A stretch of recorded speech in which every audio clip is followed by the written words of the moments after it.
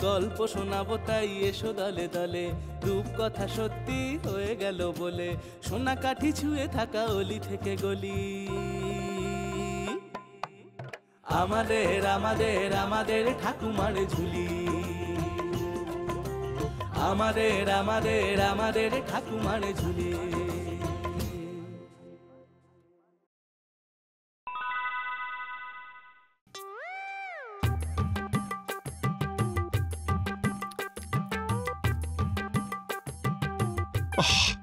একটা চাকরির চেষ্টা নেই তোর, সকাল বিকেল শুয়ে শুয়ে ফল খাওয়া হচ্ছে, মাথা তো গোবরে ভর্তি, কবে যে বুঝবি? এই বয়সটা কত হলো জানিস? 25। শোন গৌর, দুদিনের মধ্যে একটা চাকরির বন্দোবস্ত না করলে আমি তোকে কিন্তু বের করে দেব ঘর থেকে, তখন আয়েশ করে কর্মফল খেয়েও খন। ও কেলো ডান, কেলো ডু ডিড ডান। ফাদার এইবারটা একটু বেশি সিরিয়াস হয়ে গেছে মনে হচ্ছে।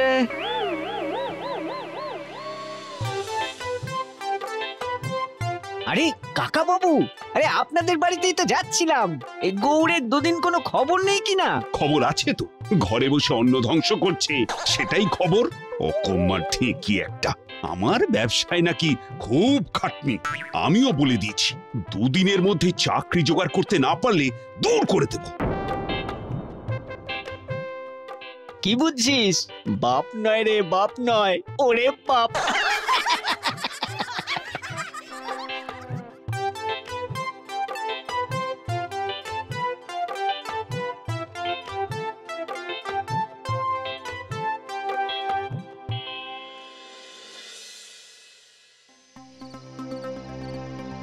আজকের রাতটা কাটলেই তো দুদিন ফুরোবে। চাকরি তো জোটাতে পারেনি, তাহলে কি সত্যি তুমি? হ্যাঁ, সেটা ছাড়া তো কোনো উপায় নেই, না হলে ও কোনোদিনই শোধরাবে না। তা বলে একদম ঘর থেকে বার করে দেবে? এটা ওষুধ, আর ওষুধ কোনোদিনই মাটন কষার মতো খেতে হয় না, তাই না? একলা একটা ছেলে। হ্যাঁ, সেটা একটা ব্যাপার বটে, বেচারি একলা একলা। ঠিক বলেছি কিনা বলো? ও তো একলা একলা কোনো দিনও কিছু করেনি। একদম একদম ঠিক। ও যে একলা একলা এরকম ষাঁড়ের গোবর হয়েছে তা তো নয়, রীতিমতো ট্রেনিং পেয়েছে তোমার কাছে। তা একান্তই যদি একা ছাড়তে না চাও, তুমি ওর সঙ্গে যেওক্ষণ, দুজনে দুটো চাকরি জুটিয়ে ঘরে ফিরো। হ্যাঁ,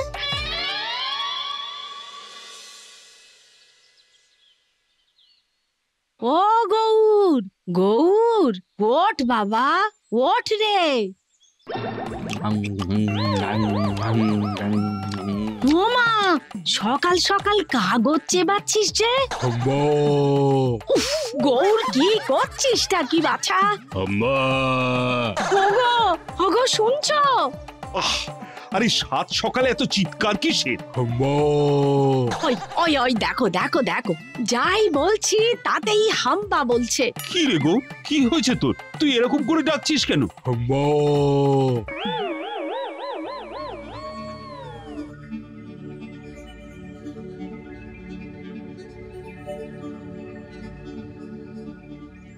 এই যে নিতাই, শুনেছো তো?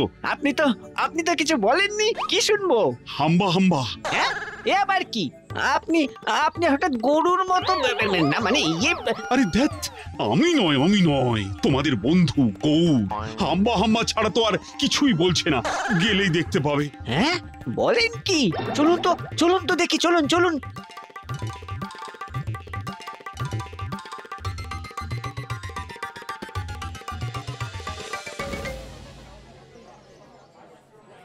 কি রে গৌর, বটতলে যাবি তো?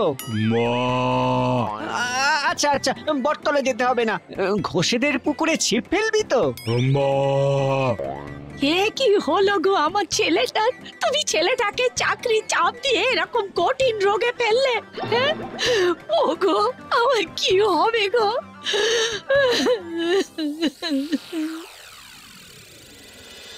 ও গৌর বাবা, খেয়ে নে বাবা, দুদিন কিচ্ছু খাসনি। ব্যাপারটা ভালো ঠেকছে না বুঝলে, দেখি কাল একবার সুবল ডাক্তারের কাছে নিয়ে যাই। জোরে জোরে শ্বাস নে গৌর। পেট গরম থেকে হতে পারে। পেট গরমের জন্য হাম্বা হাম্বা করে ডাকবে? বাপের জন্মেও এমন রোগ শুনিনি ডাক্তার। আমি এই ওষুধ কটা লিখে দিচ্ছি।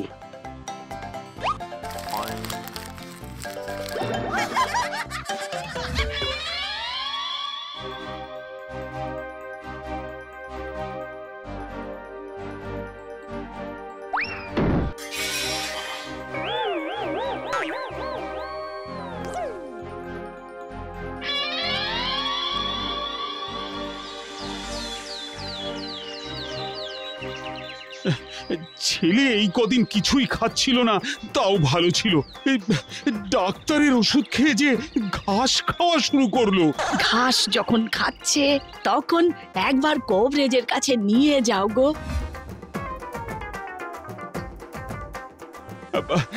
ছেলে এই কদিন ধরে খালি হাম্বা বলে ডাকছে, আর আজ থেকে ঘাস পাতাও খাচ্ছে। কি এরকম রোগী তো আমি আমার বাপের জন্মে দেখিনি মশাই। এ তো রোগী নয়, এ ভূত ভূত, একে নির্ঘাত গো ভূতে ধরেছে। ও মশাই, আপনি তান্ত্রিক ডাকুন, তান্ত্রিক ডাকুন। হিং টিং ছট, হিং টিং ছট, আমার মন্ত্রে সব ভূতেরাই এক মুহূর্তে ক্যাচ কট কট। হিং টিং। ওরে বাবারে, ওরে বাবারে, ওরে বাবারে, ওরে বাবারে, ওরে বাবারে। ছেলেটাকে আর বাঁচাতে পারলাম না গো।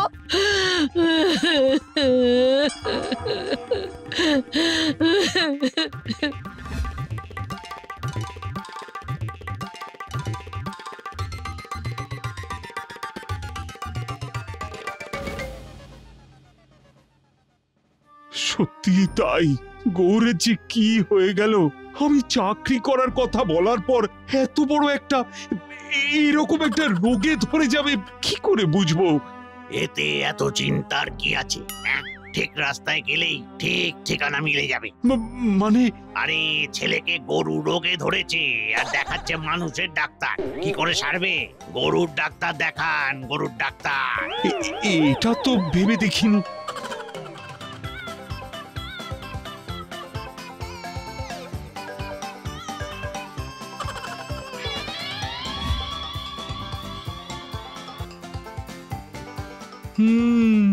সবই বুঝলাম।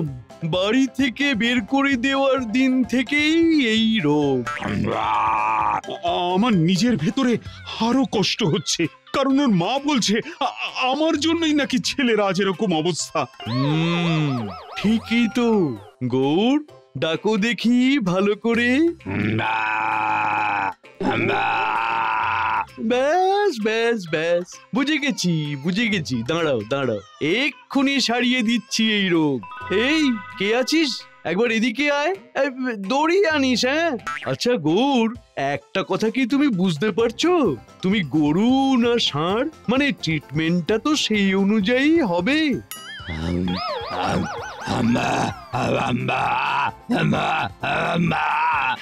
ব্যাস ব্যাস ব্যাস, বুঝে গেছি।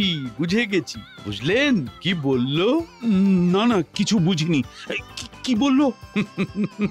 বললো ও ষাঁড়ও নয়, গরুও নয়। হ্যাঁ, কি তাহলে? মোষ। হায় হায় হায় হায়। সব তোমার জন্য হয়েছে, তুমি দায়ী। আরে আপনারা ভাবছেন কেন? আমি এক্ষুনি সারিয়ে দিচ্ছি।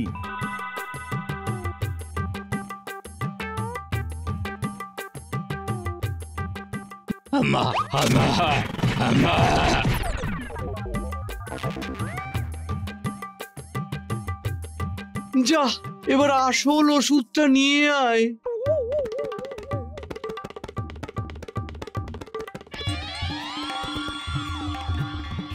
ডাক্তারবাবু, ছেলে যে আমার ছটফট করছে। হ্যাঁ, ছটফট করছে মানে জানবেন রোগ সারছে। এবার এই দুটো বড় বড় ইঞ্জেকশন দিলেই একদম সেরে যাবে। ও মাগো মরে গেলাম গো। আমার ভুল হয়ে গেছে, আমার ভুল হয়ে গেছে। অত বড় ইঞ্জেকশন দেবেন না ডাক্তারবাবু। আমি বলছি শুনুন না, আমি আসলে চাকরি না করার জন্য এতদিন এইসব গরুর মতো নাটক করছিলাম। বাবা ঠিকই বলে, আমার মাথায় গোবর আছে, ঠিক ধরা পড়ে গেলাম। আচ্ছা, আজ থেকে আমি বাবার ব্যবসাতেই লেগে যাব আর মন দিয়ে কাজ করব। তবে রে বেটা, আমাদের এতদিন ধরে ঘোল খাওয়াচ্ছিলি। বেটা দাঁড়া, দাঁড়া বলছি, দাঁড়া। না, আম্মা নয়, ওটা অভ্যেসে বলে ফেলেছি। ও বাবা, আমি ভালো হয়ে গেছি বাবা। ও বাবা থামো বাবা। থামবো? আগে তোর প্রত্যেকটা হাম্বার হিসেব আমার 5টা করে থাম্বা মানে থাবা দিয়ে চোকাই, তারপর থামা, তারপর ভালো মন্দের হিসেব। আম্মা।